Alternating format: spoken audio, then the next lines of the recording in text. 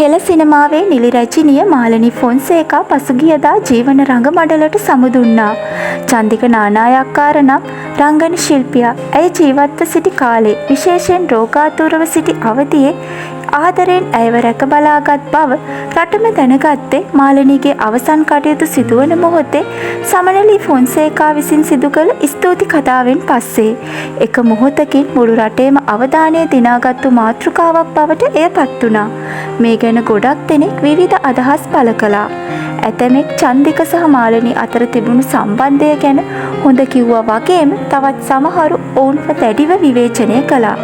නිහඬව සිටපු චන්දික නානායක්කාර අවසානයේ සියල්ල හෙළි කර තිබෙනවා. මගේ ජීවිතේම කැප කරලා ආදරෙන් මාලනීව බලාගත්තේ විශේෂ හේතුවක් නිසා. නොකියා ඉන්න බැරිම නිසා මට මේක කියන්නම වෙනවා. මාලනී එයාගේ අන්තිම කාලය ගත කළේ හරිම හිත් ඇවුලෙන්. මලගෙදර ඇවිල්ලා අඬපු ගොඩක් අය එදා ජීවතුන් අතර ඉද්දි කෝල් එකක් දාලවත් එයාගේ දුක සැප හොයලා බැලුවේ නෑ. මේ නිසාම මාලනී පොඩි ළමයෙක් වගේ හැමතිස්සෙම හෙව්වේ ආදරයයි සෙනෙහසයි විතරමයි. එයාගේ අසනීප ගැන දැනගත්තම මං එයා වෙනුවෙන් නොකරපු දෙයක් නෑ. ඕස්ට්‍රේලියාවේ මගේ යාළුවෝ හරහා උදව් ලබාගෙන ඇස් කණ්ණාඩි ලක්ෂයක් මං මාලනී වෙනුවෙන් එයාට නිරෝගී සුවය පතලා රත්නපුර සමන් දේවාලයේදී මිනිස්සුන්ට බෙදා දුන්නා. පොඩි කාලේ ඉඳලම මං ගොඩක් කොන් වෙච්ච ළමයෙක්. ඉස්කෝලේ යන කාලේ මගේ ප්‍රථම ආදරේ මාව විවාහ කරගන්න පොරොන්දු දීලා පහුවෙනිදා ඇහැරෙද්දි ගෙදරින් යෝජනා කරපු වෙනත් කසාදයක් කරගත්තා.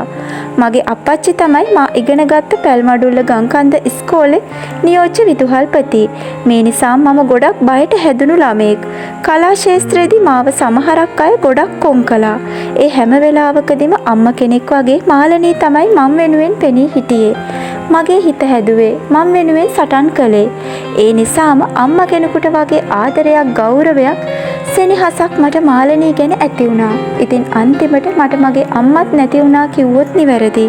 හැමදේම తాවකාලිකයි කියලා පොඩි කාලේ ඉඳලා තේරුම් අරගෙන හිටපු මම ඉදිරියේදී ගන්න යන තීරණය ඔයාලට දැනගන්න ලැබේවි.